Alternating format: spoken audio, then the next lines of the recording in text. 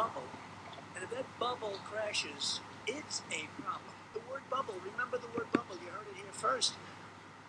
I mean, I don't want to sound rude, but I hope if it explodes, it's going to be now problems. The word bubble, remember the word bubble, you heard it here first. Love him or hate him, there's one thing nobody can deny. Donald Trump knows a lot about the U.S. economy. He's part of the 1% running this country and has built a multi-billion-dollar fortune. So, is the Republican frontrunner full of hot air again? Or is this a slip of the tongue from somebody who knows more than will shock even hardcore liberals? My name is Charles Hayek, and I'm a retired economics professor. Most of my life, I've studied macroeconomics and the cycles of boom and bust in the global economy. What I can promise you right now is if you give me just 10 minutes of your time, you will understand more about our economy than many Harvard graduates. In my research, I have uncovered a strange pattern economic cycle intimately linked to every U.S. election since then. Right now, I will show you the hard facts that led me to this conclusion in plain and simple English, so that by the end of this video, you can make your own choice and be better prepared for what's to come. But to understand how this bizarre pattern works, we need to take a short look back at 1999.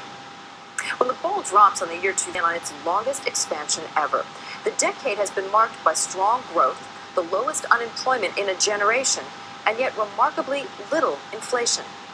It seemed like a totally different America than the one we are living in today. The stock market was booming thanks to the internet companies, affectionately called the dot-coms. For many Americans, investing in the internet companies seemed like the quickest way to become rich. More and more. They gambled their money on the hope that they could sell those stocks for 2 to 3 times their value. And everybody was praising the Clinton administration for creating the biggest economic growth in U.S. history. For a time, it worked. To many, it seemed like the party would never end.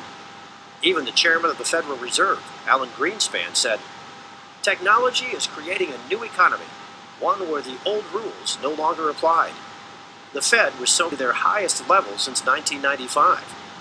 At the same time, bad economic data started to come in. The previous holiday season that was supposed to bring big profits to internet-based companies was a major disappointment. And it was not just online shopping.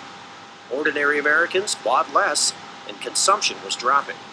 While the nation was preparing for the next election, a house of cards built around the stock market started to collapse, dropped by 386 points. It was the largest drop ever recorded, and by the end of the next week, Wall Street had lost almost a quarter of its value. The long economic boom of the late 90s became a gigantic bust. Bush was entering office at a time when the NASDAQ had lost 60% of its value, erasing $7 trillion of American wealth. Clinton's economy grew the economy going again. But before going any further, let's take a short step back and see what we can learn from this.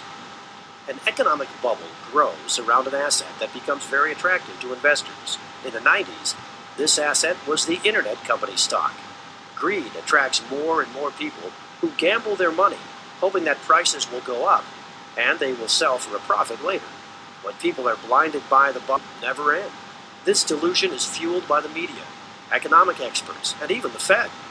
At this point, something very interesting happened. As the economy showed signs of slowing down, the Fed raised the interest rate, and curiously, some months before the next U.S. election, the bubble bursts, creating massive economic pain. We now have a theory that we can put to the test.